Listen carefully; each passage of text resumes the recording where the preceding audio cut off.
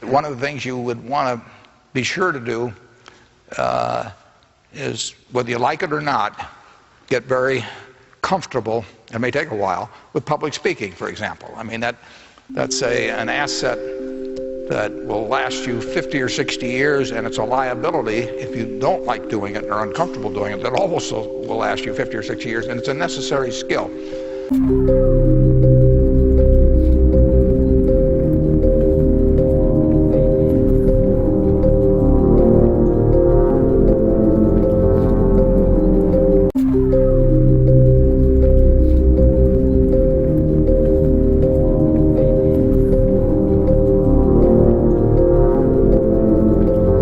Public speaking is a great skill to promote your product or service. It is a skill that will persuade an audience, motivate a workforce, and a tool to convince business associates and customers.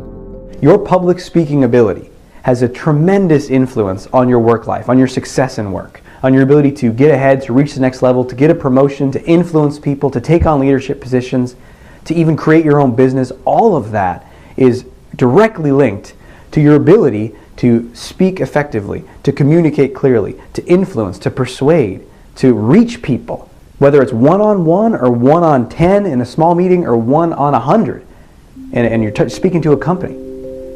Everything comes down to your ability to speak clearly and communicate.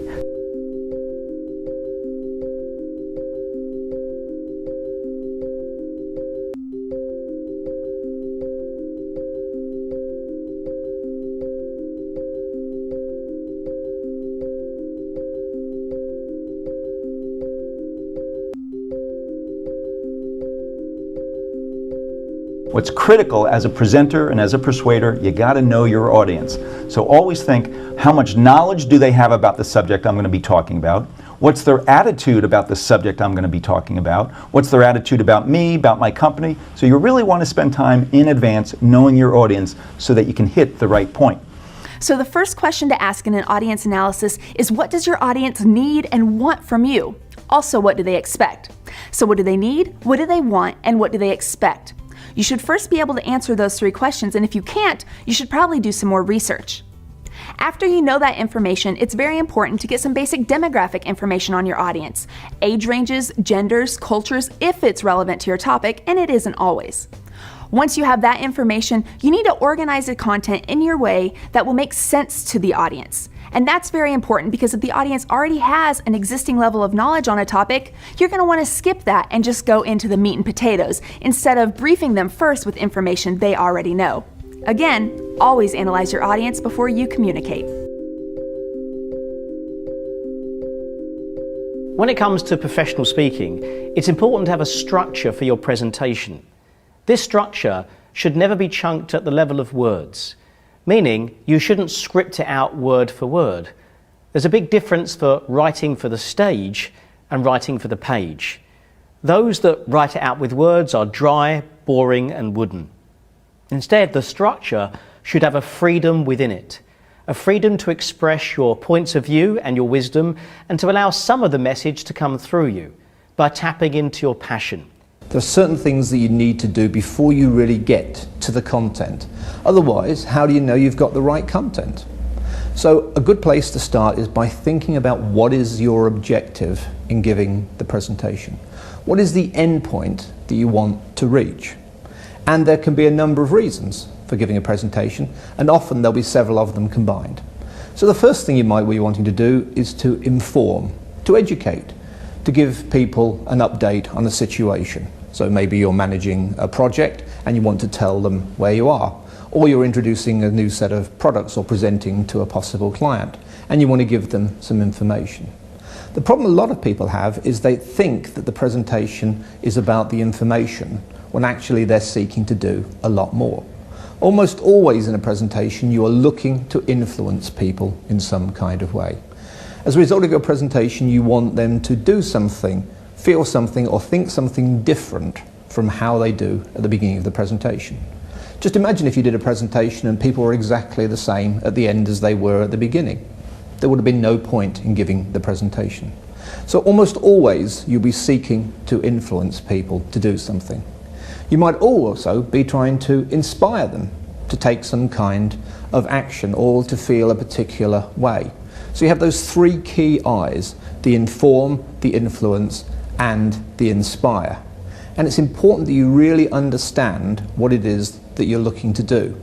So I think of this as a point B that you are moving the audience to when you give the presentation. The point at which they go out of the door following you talking for 10, 20, 30 or 40 minutes will be different from how they were when they came in. And the more clearly you can say specifically what that is and how they will be different and what they will be talking about and thinking about as they go down the corridor, the more successfully you'll be able to choose the content. Because there's a danger that you may fall in love with the detail and you get too much data and then you start to overwhelm people. So once you know where you're looking to take your audience to, it's much easier to know what to include. There's a real danger that people will get lost in the detail or fall in love with their data. You've got this huge amount of information and there's a tendency to include it all. And if you do that, the audience will often be overwhelmed with the information. Starting by being very clear what it is that you're looking to achieve means that you don't fall into that trap. And you'll be much more successful in choosing the right information and structuring it in the right way that will give you the end result that you're looking to get. So when you're giving a presentation, it's really, really important to make sure it's organized clearly and concisely. So what I teach people when I'm coaching them is how to use what I call the diamond format. And the diamond format has a beginning where it starts real focused in the beginning, and then in the middle you develop your presentation, and then at the end it comes to a very tight close. So let me give you an example. In the beginning, you're going to want to talk about what is your objective. State it clearly right up front what your objective is and what you're trying to accomplish in the presentation.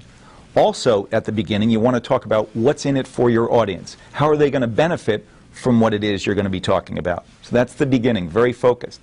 Then when you get into your middle of your presentation, or the meat of the presentation, that's where you're going to have no more than 3 things. So when I'm teaching the diamond, I tell people, whatever it is you're talking about, try to keep it into 3 buckets in that middle part. Don't go into 7 things or 5 things, have 3 things, and I'll give you an example in a moment. And then at the end, when the presentation comes to a close, you want to summarize the 3 points you just made. You want to have a conclusion, which goes right back to what your original objective is. Your conclusion goes back to your objective. And then finally, you want to have an action step. So here's an example. Let's say, I'll take a silly example. You're giving a presentation on peanut butter and jelly sandwiches. And let's say you're going to teach a bunch of people how to make the ideal peanut butter and jelly sandwich. Right up front, you're going to welcome them and say, our objective today is for me to teach you how to make the best peanut butter and jelly sandwich in the world. And then I'm going to talk about the benefits of that. Your family's going to love you more. They're going to live long, happy lives, whatever the benefits are. Then in the middle, the 3 things might be, number 1, we're going to talk about the peanut butter. Number 2, we're going to talk about the jelly.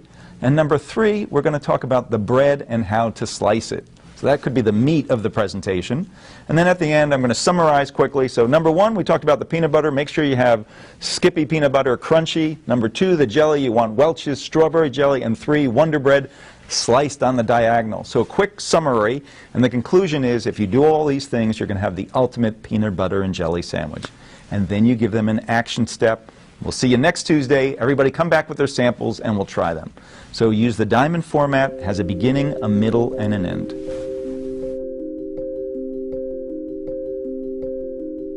I think one of the best kept ideas about good speaking is the power of practice. You see, we often watch a good speaker and he or she makes it look easy. And because we think it's easy, we think we don't need to practice, that it will come to us naturally.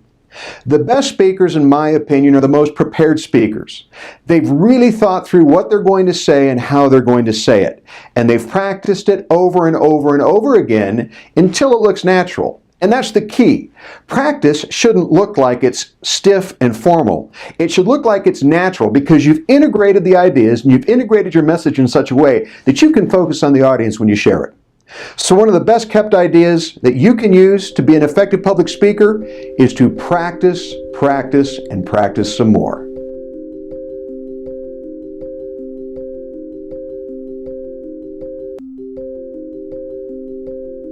They say it takes about 7 seconds to make a first impression. And that doesn't mean to say that if you do things wrong, if you kind of mess things up, you can't get it back. But what it does give us is a very clear window of opportunity to get our audience engaged, on side, and listening to what we have to say. So the kind of most important thing to think about really is not to be boring.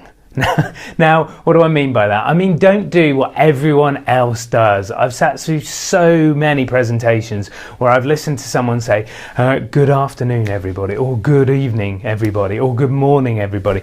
My name's Dominic, I'm from Inflow Training, and I'm here today to talk to you about, well, if you're here today to talk to me about, then just talk to me about it. Get on with it, get in there, and tell me the interesting stuff that's going to get my attention. So what I'd recommend you do is this. I'd recommend that you start with a bang. People will not pay attention to the usual stuff. To gain attention, we need to interrupt that pattern. Begin with a statement that will grab the audience's attention. Newspaper articles begin with a punching headline. News broadcasts begin with a teaser.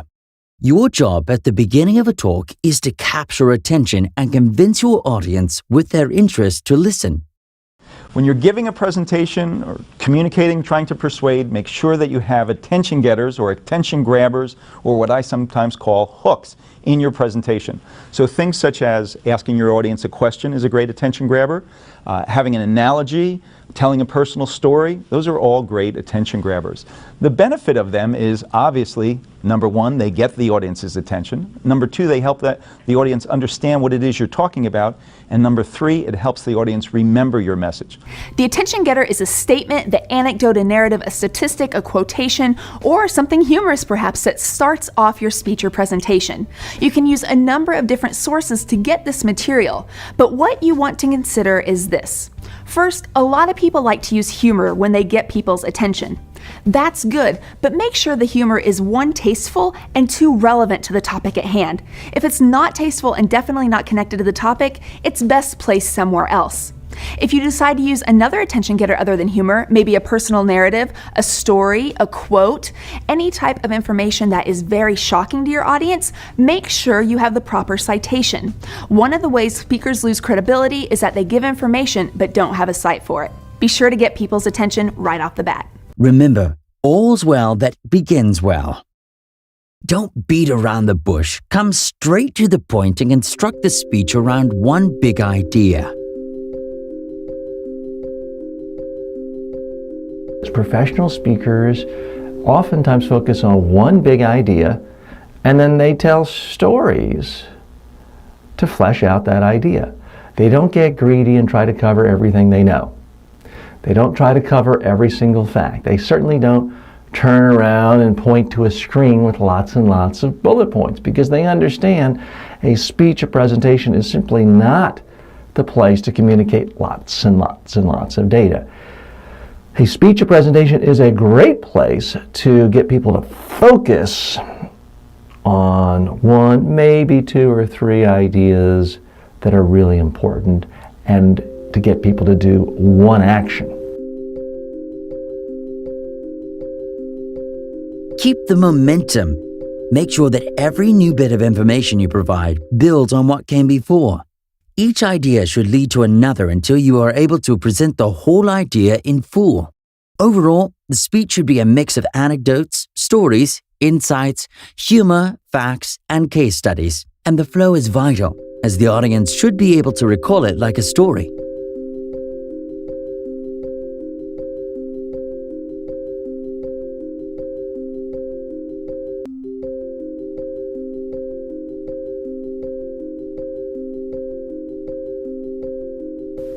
So if you and I are giving presentations, whether it's in a corporate arena or a paid stage, you and I need to give our voice, our perspective, because we can do that with more emphasis and passion as opposed to just speaking words. Most people don't respond to speaking words. But if you've ever heard that favorite song that you just love, you love the passion that comes with it. You love the words that are infused with that passion. Why? Because the lyrics and the voice and the sound speaks to you. That's why you love that song, or it speaks to something inside you. So when you're creating your stories, we want to hear your perspective. When you're giving content, we want to hear your perspective.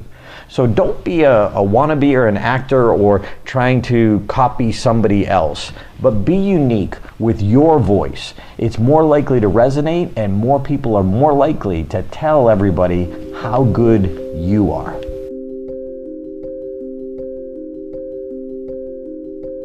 The speech should not be monotonous. Your voice is your most powerful and important asset while you are on the stage. Understand that how you say your speech is as important as what you say. You have to have a flexible voice in order to be able to change. Sometimes you need to be able to speak much faster, possibly in a higher pitch, to get people's attention. Sometimes you need to speak with much lower voice. You need to change the speed of it. You need to be able to use emphasis. So in other words, you're using all sorts of techniques to make your voice interesting. When you speak, your voice is your most important tool. Fortunately, you can learn to use your voice like playing a musical instrument to increase your power and persuasiveness in any conversation or speech that you give. You have 5 key sound elements to play with to make your audience like you, believe you, remember you, and hopefully invest in you. You have pitch, pace, tone, melody, and volume. I'll talk briefly about 3 of these building blocks right now. The first is pitch. Is your voice generally high, staying on the top part of your range most of the time? If so, though you might think it's pretty or gentle or non-threatening or calming, unfortunately, it's sending a message to your listeners that you're potentially weak and powerless. And that's not the way you want to come across.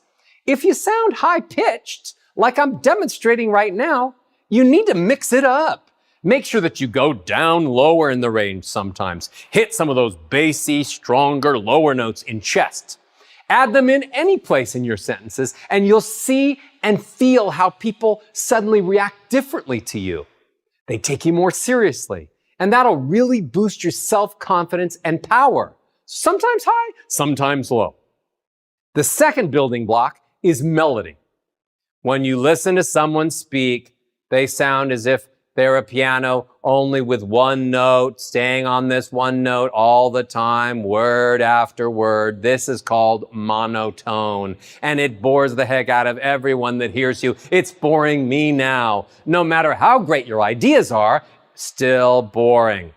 You might say to yourself, that's not me. Roger, I don't speak in a monotone, but I bet each and every one of you do this a lot more than you think. You might start out strong, have a couple of notes in the sentence, and then all of a sudden get to the end of the sentence and then go down. You might have a couple of notes where you stay on one note for a while, and then when you want to make a particular point, you go to another note. So you're like talking like this and saying, well, I don't want to be boring, and then you go right back down to the note that you feel safe.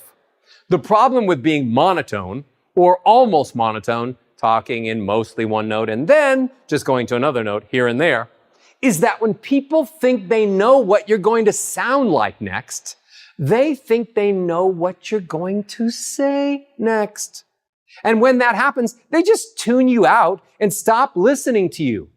A monotone voice is the fastest way to lose the attention of the audience. They think you know what you're going to sound like next. They think they know what you're going to say next, and they tune you out. It tells your listeners that you don't have enough personality to be surprising, charismatic, or engaging. So here's a very simple way to make melody your absolute new best friend. I call it stair-step melody. You basically have 3 directions you can go.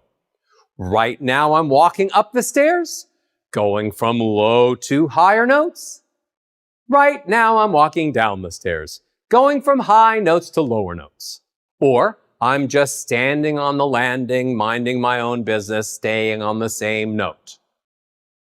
When you speak, I'd like you to be walking up the stairs more, walking down the stairs less, and spending a lot less time on the landing on one note. Melodies that go from low to high, they're called ascending melodies. And those sounds make people feel happier. I really like golf. I love you so much. Low to high. But melodies that go from high to low are called descending, and they make people feel sad. I really like golf. I love you so much. So stop boring your audiences and making them sad.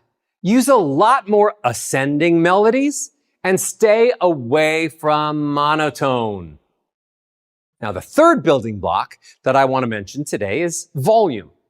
Many of you have one volume that you use all the time and you think that's enough. You think of yourself as a strong personality, so you're on the loud side a lot of the time, or vice versa. You're more of an introvert and you generally speak on the softer side.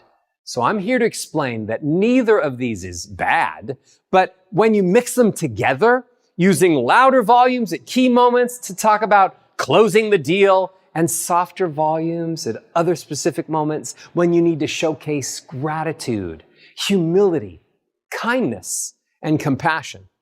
There are so many amazing sides to each of your personalities. My job is to help the audience see how multidimensional you are, how full of life you are. Mix it up. Get louder and softer as you move from word to word, sentence to sentence. Create dynamics, just like the songs you love to listen to. Sometimes they're soft and romantic, and sometimes they're louder and full of energy. Your voice can be music to their ears.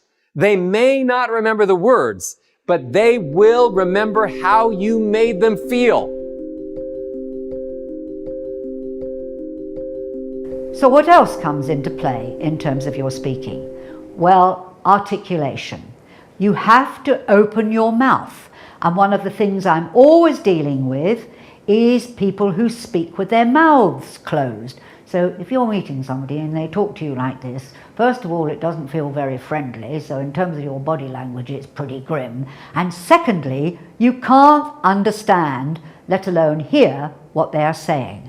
So it's terribly important that you get used to actually opening your mouth to form the words that hopefully, once you've done the breathing, once you're in contact with your resonance and your projection, you are now able to do. But you have to form the words with the lips, the tongue, the roof of the mouth, and the teeth. So there are varying exercises that you can do around that.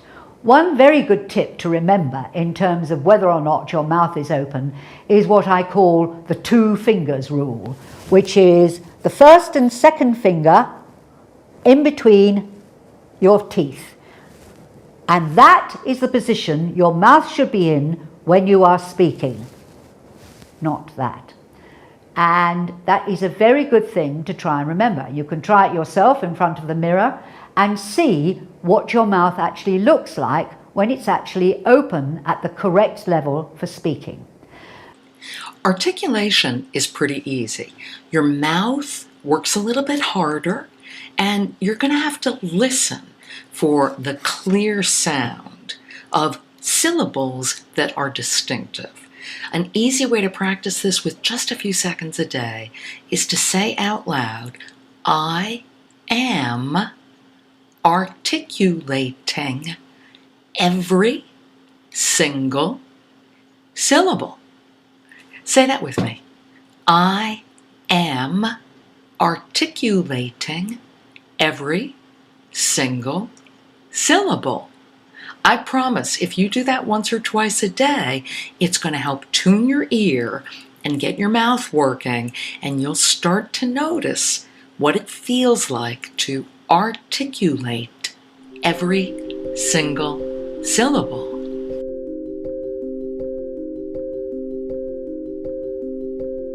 So let's talk about body language when it comes to giving a presentation. In the 1960s, a guy by the name of Albert Mehrabian, who was a professor at UCLA, he did a study and he tried to understand when people are communicating with each other or presenting to each other, how much of the meaning of the message comes from anything that you see or the visuals, How much of the meaning of the message comes from the vocal, which is the sound of the voice, like volume and inflection, and how much of the meaning of the message comes from the actual words or the content. And what he discovered was, based on the study he did, 55% of the meaning of the message comes from what people see. 38 comes from the sound of the person's voice, the volume and the inflection, and 7%, only 7% comes from the actual words. Now, I'm not saying, nor is he saying, that words are not important. I think the words in your message are clearly important. But what that study told a lot of people is that how we present our ideas and how we present our message through nonverbals and body language is very, very important. A couple things I'll touch upon. Hands. I'll talk about hands and stance. When you're using your hands, a lot of times people feel, or they've been taught in grade school, that they shouldn't use their hands when they're presenting. Not at all. You should definitely be using your hands, and use them as you naturally would when you're gesturing and talking to people. So if you're giving a presentation on having the team work together, use your hands to display that. If you're talking about, hey, we had very high profits, then use your hands to display that. If you're saying that we want to cover the whole country, use your hands to display that. So the hands can help describe your ideas very well. When it comes to the stance, there's 3 choices you have with your stance. 2 of them are good. One choice is this: don't move around. In your stance, just get planted. That's a good choice. The other choice, the second choice, is a good one, and that is when you move on purpose. So if you're going over to the flip chart, or you might be using PowerPoint or grabbing a prop, that's good purposeful movement. The last choice with stance is not a good choice, and that is when you're in one area but you're just repeatedly moving back and forth or rocking side by side. That can be really, really annoying. So keep in mind, with your hands, use them naturally, and with your stance, either get planted or move on purpose. You see, too many times I see speakers who have choreographed their body movements and their body gestures, and sometimes it seems almost natural, but usually it doesn't seem natural at all. Don't do gestures. People say I have the best gestures. I don't have gestures. I'm just very enthusiastic, and my emotion and energy comes out through my body, and that's what you should do. You should get the energy and emotion from the story that you're telling, or from the passion that you have to getting it across to the audience. That's what's important.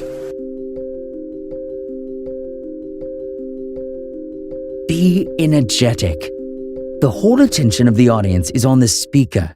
If the speaker is energetic and alive, the audience will be the same. The energy of the speaker infectiously rubs on to the delegates in the meeting hall. So after 15 years of coaching people on their presentations and their persuasion skills, people will say to me, so what's the most important thing? Now, I used to think, well, there isn't one most important thing. A lot of things are important. But now, after all these years, I can tell you the one most important thing that people should keep in mind is their level of energy.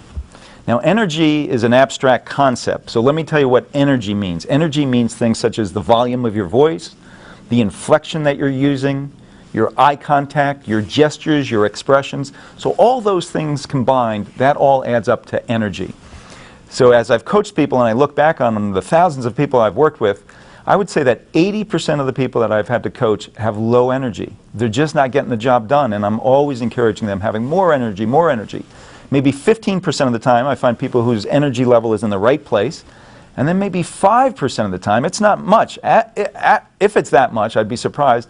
3% I'm telling people, okay, pull back your energy a little bit. So my point is this: most of the time I'm telling people to speak up louder, have more energy. So it's really important that when you're going to work on your energy, you want to practice with a partner. Go into a conference room, get a partner in there, have them observe you, and practice. And they can tell you if they feel like your energy level is the right level. The other thing is, now with smartphones, very easy to set up your smartphone, videotape yourself, and you judge if you have the right degree of energy. Because energy is contagious, and if you're at the right level, then your audience will be engaged.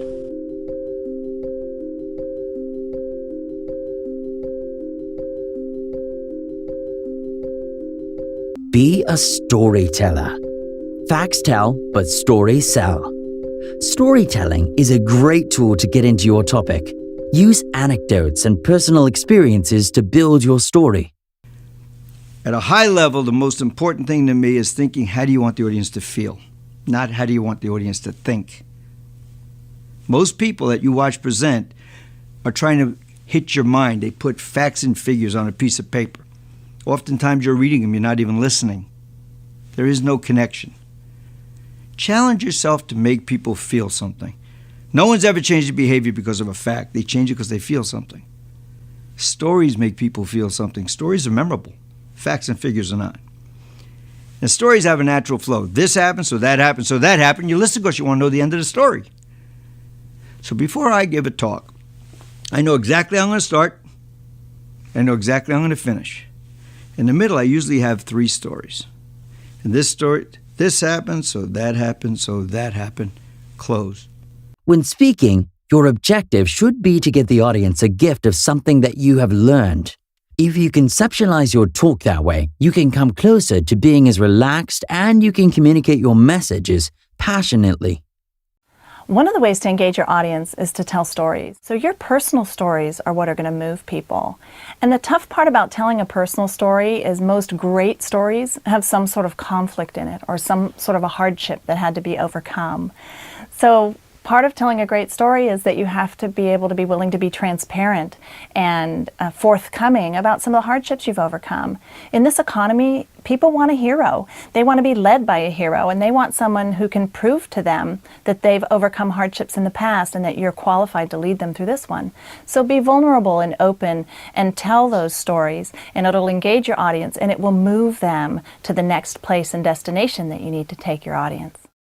But make sure your stories are not dragging or boring. The attention span of listeners is short. If there is nothing interesting to tell, then don't talk at all. Always keep your style conversational. Let it not sound monologue, but be more like a dialogue to get your audience involved. Make it emotional. The speech must make the audience go through a variety of emotions, from being surprised, funny, persuasive, motivated, and energetic. The best way to bring emotion to any speech is to visualize what you're going to speak about. For example, today is a beautiful day. Now visualize that. Think about the sunshine, the trees, spring is in the air. So today is a great day. The sun is shining, the trees are blooming. Think about the picture first, then open your mouth. The drama and power of a speech is contained in the silences that you create as you move from point to point. The biggest mistake most speakers make is a failure to slow down or use pauses. Now, there's nothing as attention-grabbing as a pause. When you pause, you bring people up short. They mentally trip and fall into the silence that you have created. They immediately give you back their full attention. Each time you pause, go silent, smile, you get them to recenter themselves on you and what you are saying. For instance, the dramatic pause is used to make a particular point stick in the minds of your audience. You can use a dramatic pause immediately before delivering an important point, and you can use a dramatic pause immediately afterwards to allow people to absorb the importance of what you just said. For example, I would say there are 3 keys to your doubling your income in the next 6 months. If you practice these keys, nothing can stop you from earning more money than you've ever earned before. Key number 1 is this, and you start, and at the end you stop. Key number 2 is this, and then you start and describe it, and then you stop. And at the end you just stop and allow people to absorb. Another pause you can use is called the sentence completion pause. This should be illegal because it's so powerful. And this is where you make a statement or quote a line that everyone has heard before and knows the words. When you give the first half of the line, or even 9/10 of the line, the audience mentally leans forward to complete the sentence with you. This causes them to engage more closely with you and to listen with greater attentiveness to what you're saying. Now, whenever you use this technique, you must discipline yourself to stop and wait until the audience speaks up and completes the sentence. You then repeat the words to finish the thought. You'll have the total attention of the audience. Here's an example of what I do. I'm talking about selling and running a business in competitive times. And I say, but you're not afraid of that, because when the going gets tough, the tough get going. Everybody in the audience completes the sentence. They lean forward and they go, going. They're always saying it. They don't necessarily speak aloud, but they finish the sentence in your mind, their mind. So it's a very powerful technique you can use. Silence and space between chords allows for emphasis and lets your audience catch up with your ideas.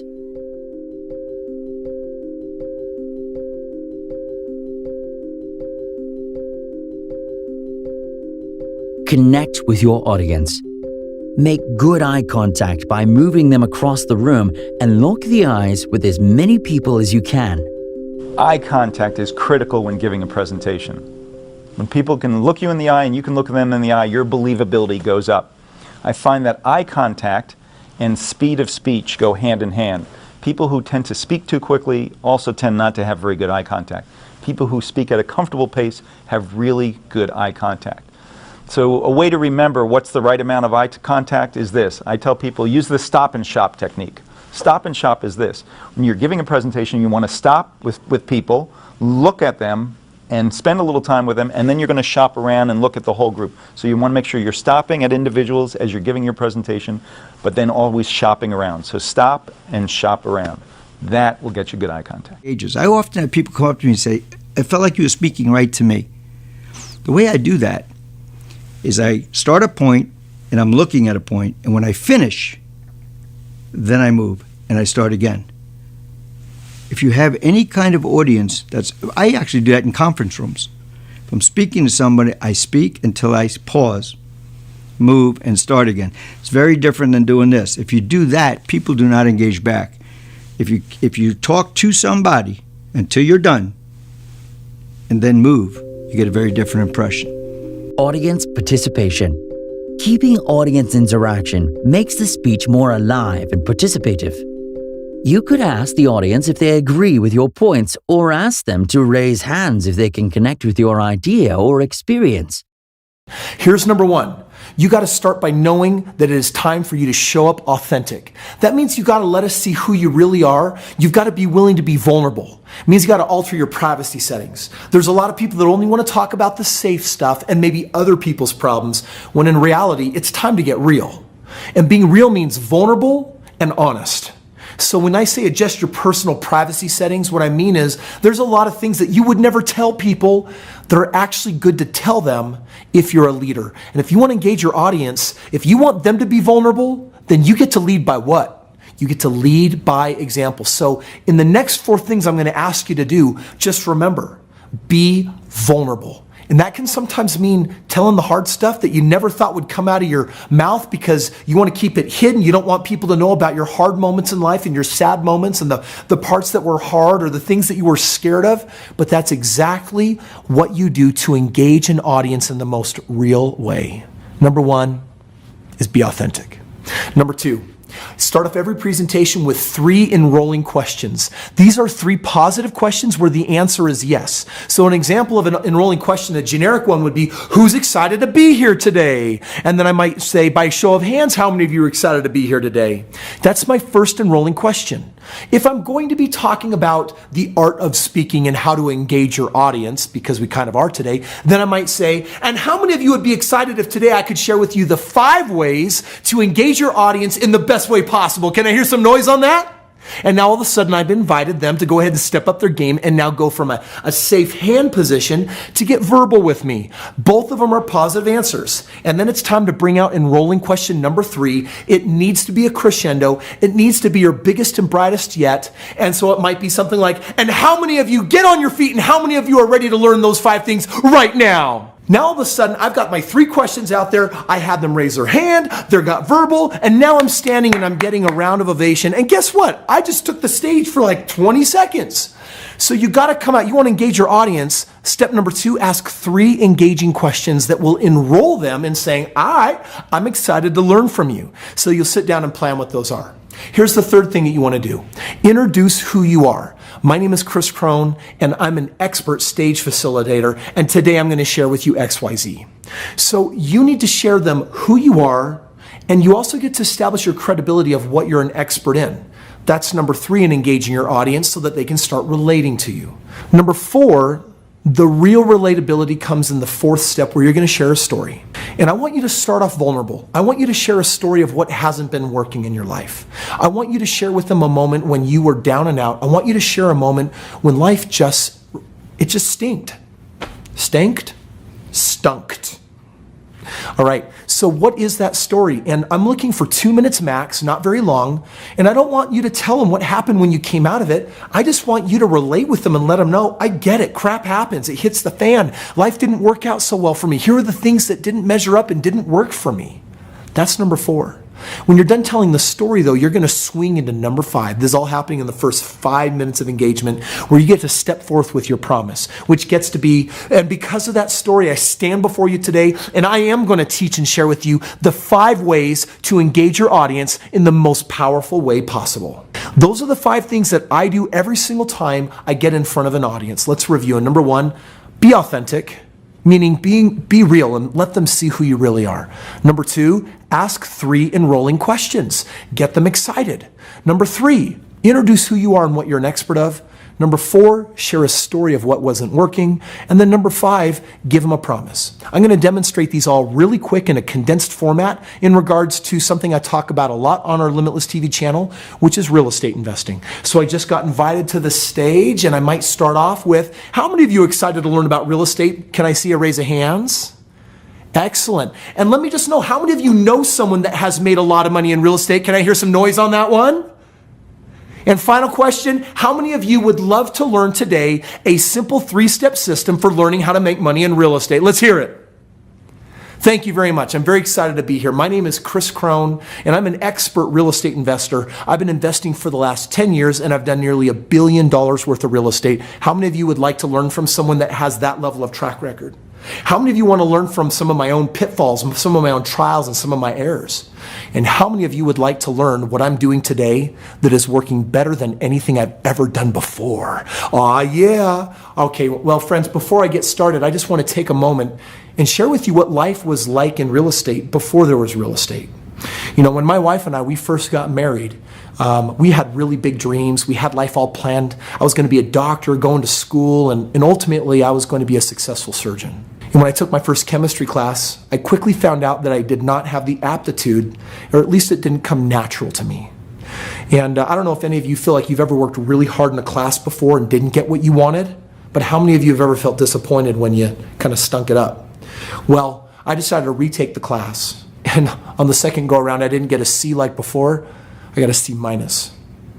I remember talking to my advisor that told me to give up that dream and how hard that was. So I came home that day and I told my wife. And I was surprised that she wasn't as heartbroken over it as I was, but she was heartbroken over something different. We didn't have the money to pay the bills. We didn't have the money to pay for food in the cabinets. We didn't have the ability to cover tuition.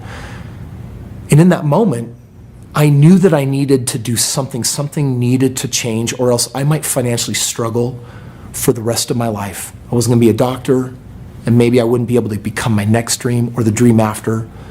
But I committed that day that I would do something so I wouldn't have to face that personal pain of financially letting my family down.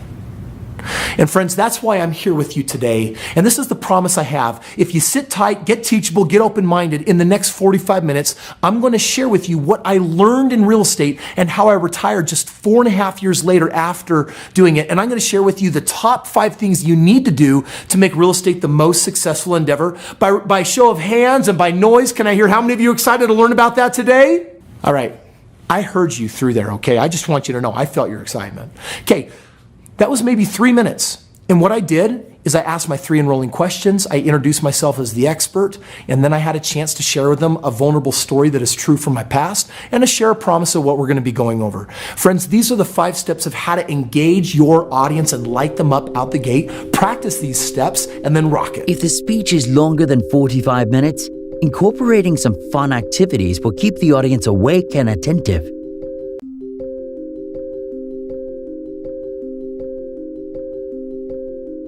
Make actionable points.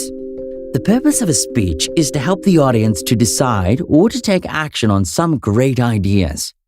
Speech should not only be about providing information or knowledge, but also about applying that knowledge. Have you ever sat in a workshop where the presenter wraps up the presentation and then moves into the question and answer period, then finishes with, "Thank you very much for being here. That's all we have time for today." Aside from being a totally lame and ineffective close, the speaker hasn't given any instruction to the audience on what they're supposed to do with the information. Information in and of itself doesn't really have any meaning, but it's what people do with the information that can make a difference and add value to their lives. To be a credible and dynamic presenter, you must know what you want your audience to do with the information that you are giving them, and then get them to do it. Convey and emphasize on the message clearly. A strong message can be repetitive in different ways till it creates an impact on the audience. When you're speaking in public, it's an opportunity to influence. What you're really doing is you're creating change. Great public speakers facilitate change in the world, whether they know it or not, because you're changing people's beliefs, therefore you're changing the way they think. When you change the way they think, you might change the way they feel. If you change the way they feel, you might change the decisions that they make on a daily basis. If you change that, you'll then change their actions, which will then change the results that they're producing. So always remember, as a public speaker, it's not about just imparting information, because people will potentially act upon that information. So really what it's about is influence and change. Stick to your time. Some speakers will go on until they bore the audience to death. You should stop talking before your audience stops listening.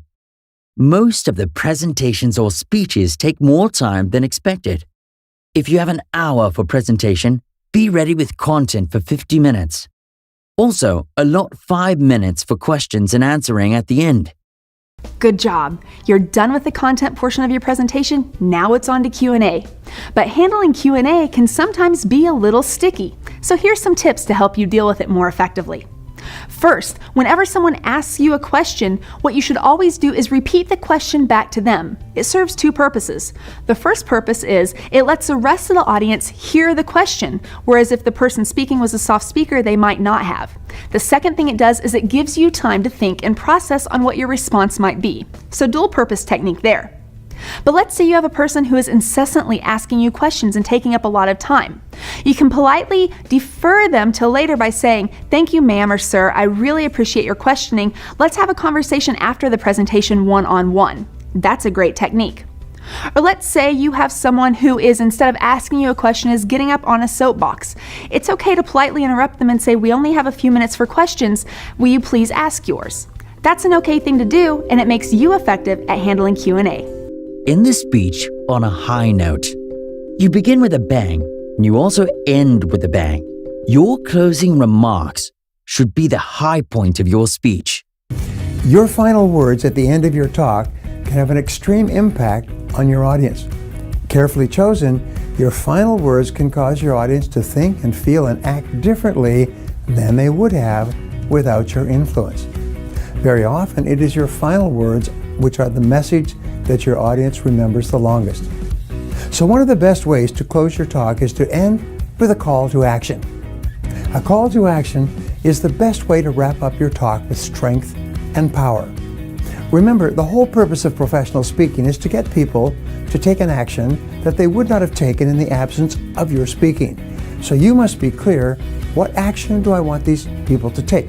It's almost like a sales presentation is at the end of your sales presentation, the action that you want the person to take is to buy your product. At the end of a speech, your action that you want them to take is you want them to do what you are suggesting that they do. So for example, a closing statement with a powerful call to action is this, is we have great challenges and great opportunities, and with your help, we will meet them and make this next year the best year in our history. That's a great way for a manager or a director or even the chairman of the board to end a talk about the state of the business. Whatever you say, imagine an exclamation point at the end. As you approach the conclusion of your talk, pick up your energy and tempo. Speak with strength and emphasis. Drive the final point home. Another effective way to close your talk is with a quick summary. As you approach the end of your talk, you can say something like, Let me briefly restate these main points that we just talked about. And then use your fingers. You then list your key points one by one and repeat them to the audience, showing how each of them links in to each of the other points. Audiences enjoy a linear presentation or a repetition of what they have just heard. This makes it clear that you're coming to the end of your talk, and it also reminds them of your key points, so it's easier for them to remember and take action. So you can also close with a story. As you reach the end of your talk, you can say, let me tell you a story that illustrates what I've been talking about. People love stories. You then tell a brief story with a moral and tell the audience what the moral is. So it's clear this is the point of the story. Don't leave it to them to figure it out for themselves. Often you can close with a story that illustrates your key points and then clearly links back to the key message that you're making with your speech. Another way to close your talk is to close it with inspiration. If you've given an uplifting talk, remember that hope is and always has been the great religion of mankind. People love to be motivated and inspired to be and do something different and better in the future. The last 30 seconds of your speech must send people out energized and fulfilled. The last bits must be inspirational to help the audience take some serious action.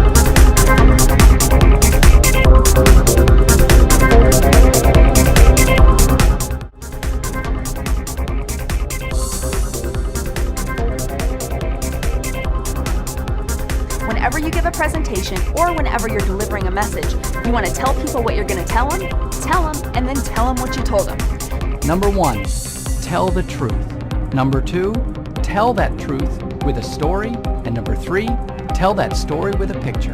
I'm sometimes asked, what's the best speaking advice you've ever been given? Even though I was still in high school at the time, I can remember what the advice was and who gave it. It was a state legislator in Ohio named David Johnson, who told me that whenever I spoke, to always remember that people want to be entertained. Now on the surface you say, but Mark, I'm not an entertaining speaker per se. I have a serious message I'm trying to convey.